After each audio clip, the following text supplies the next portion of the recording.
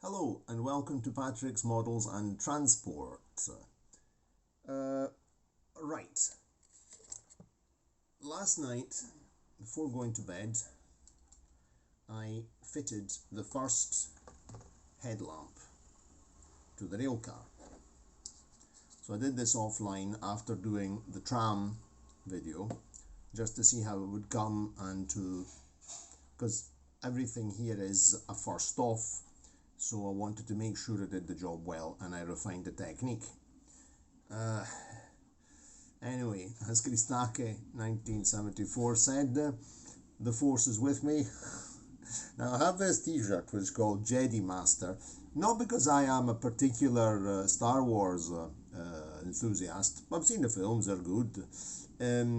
Last year I needed some shorts to wear in the house, and I went to a shop and there was an offer. There was a combination of t-shirt and shirt and shorts which are branded Jedi Master, so the force is with me, let's say.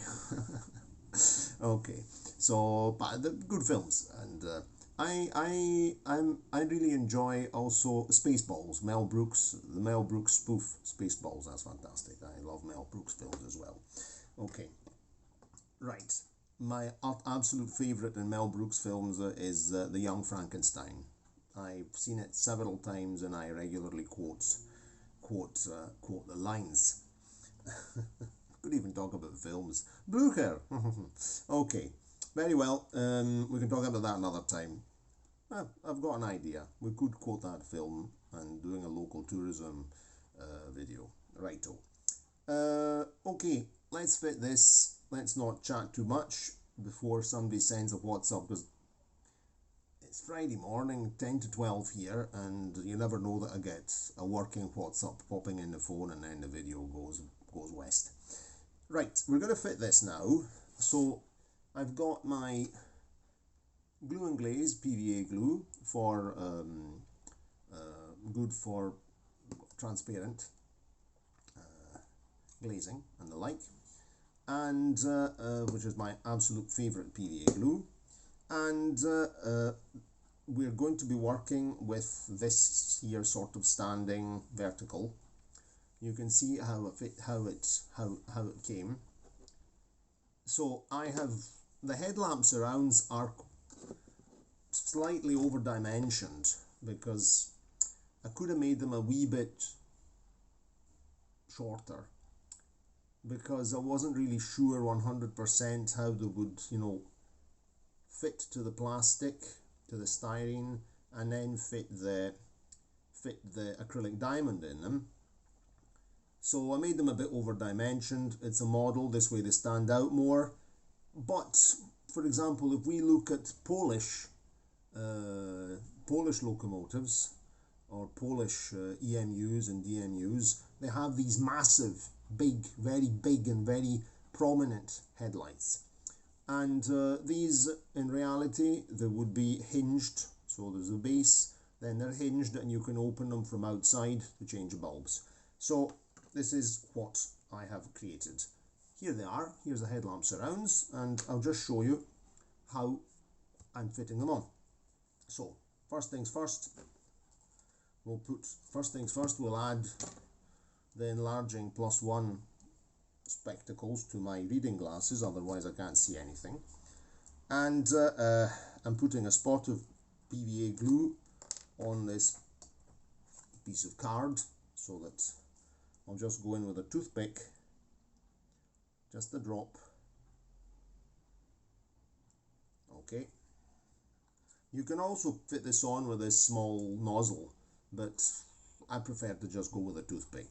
Then you have to wash the nozzle out, so toothpick does the job very well. Righto, we've got our tool, we've got what we're interested in. Let's take one of these headlamp surrounds off the toothpick where I painted them. The best way not to lose things. These small clothes bags that people, they use them for Christmas cards and artwork and things. These are great. I've got a whole bag of these. I use these to for all sorts of things. They're great things. Okay, put that over there. So you can see that I made a hole here where the headlamp is to know exactly where to position it. I made this hole in the styrene using a heated needle. And this is very important when fitting it because I know exactly where to fit it and I can center the thing. So what I'm going to do is, using my tweezers, sorry, you're sort of mid-air up here, so you can't see the mat. I'll have to improve the camera. Here's my headlamp surround, which is cut as straight as possible. I'm just going to dip this into a spot of glue down here on the table. I could actually try and do it in mid-air, that way you can see what I'm doing. I'm just wetting that like that. Okay.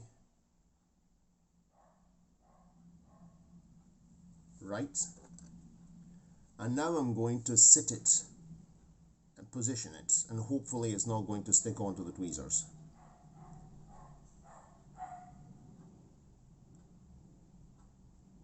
Okay. Oh, good. Bob's your uncle. That went in no problem. Righto. Now, using the toothpick, I'm putting the toothpick in here, in the glue, to center it on the hole, to make sure this is well centered. Because we don't want it to be sort of not centered, you see. I think that's good. Maybe this one's a little bit more squashed compared to the other one. Just move it over a bit, tad. I would say that that's quite good. Let me have a look. Maybe it would need to be moved over just a spot.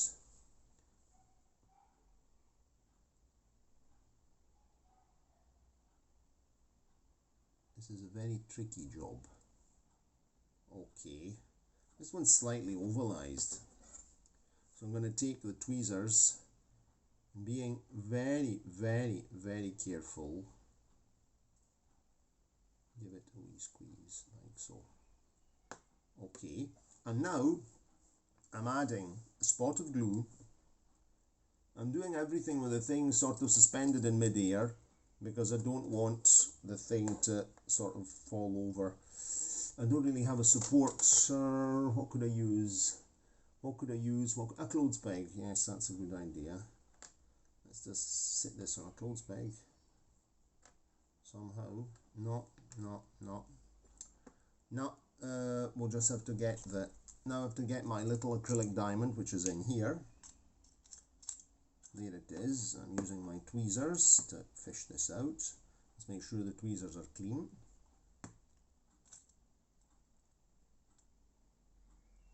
This is tricky because generally when you're making a model kit, things have been,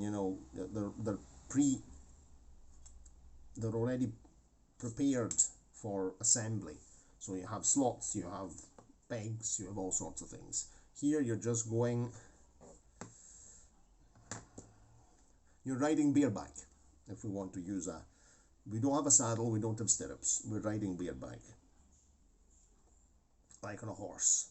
My father, he knows how to ride bareback, because in summer, he used to spend the summer holidays there in Ambrogio. You saw the local tourism videos a couple of days ago, last Saturday, down where my grandfather was from, at his great-grandfather's, and he learned to ride horses. And my father is a big fan of Western films. He's crazy about Western films. He grew up with Western films and the cinema, and he knows, well, nowadays, no, he doesn't go riding bareback anymore, but he knew how to ride bareback. I'm putting a spot of glue in there to be able to fit the acrylic diamond in the headlamp surround, and then being very careful, we're just going to drop the acrylic diamond into the headlamp surround. Okay, that's in. We'll now get the other side of the toothpick and sort of sit it in there. Okay.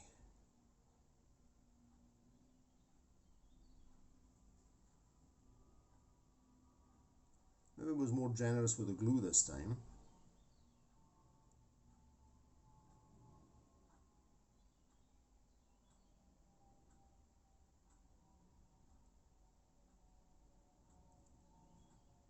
I was definitely a bit more generous with the glue this time compared to last night. Last night I was a bit more... I think it's sitting straight. I'm getting another dry toothpick to see one that's clean, to just push the whole thing up a bit, and so that everything's nice and it's at the same height as the other headlamp. It's quite nice. I would say that that's quite satisfying.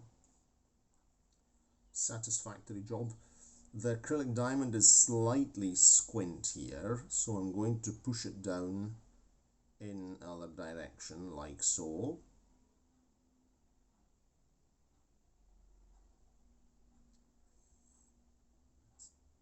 This is risky business. You won't want to make a mess of it.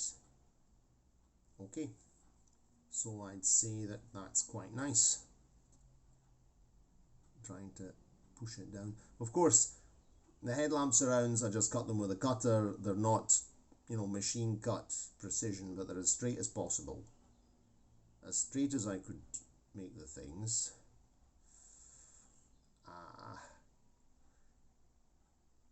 Okay. Bingo. Bingo! I'm just going to wipe this little sliver of glue off. It's excess to requirements. Ah, good. Actually came off. That's nice. Go away. Slobber of glue has left us. So that's done. There we are. That's it ready. So now I'm going to hang this up. Excuse me. I'll show you what I'm going to do, because I don't want this. I'm not putting it horizontal, because I'll put a horizontal, force of gravity will tend to, you know, probably might slip down, and I don't want that. So I'm just going to take the phone and show you exactly what I'm going to do. I'll hang it right there so that the glue will set with the rail car in a nice vertical position. So that's that. Okay, so that's the second headlamp on, and I've got another two to do at the other side. If you enjoyed the video, give it a like, click the subscription button, and subscribe to the channel. Cheerio, and see you next time. Ciao, ciao.